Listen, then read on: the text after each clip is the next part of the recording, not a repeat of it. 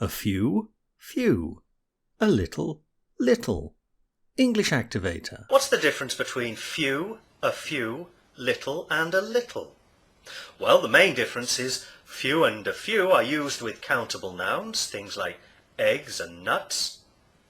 Little and a little are used with uncountable nouns, things like cheese and milk. Now, a few and a little tell us that we have got some of it. Let me explain what I mean.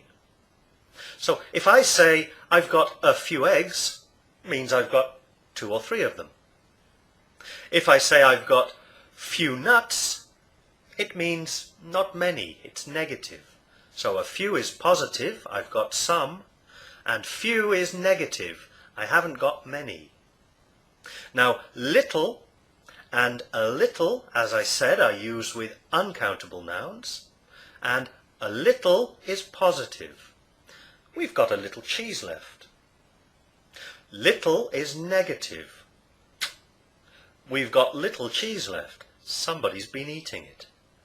So they're the main differences. The activators and the other premium features of the Sounds British Pronunciation course are available exclusively in the Britlish library at Britlish.com.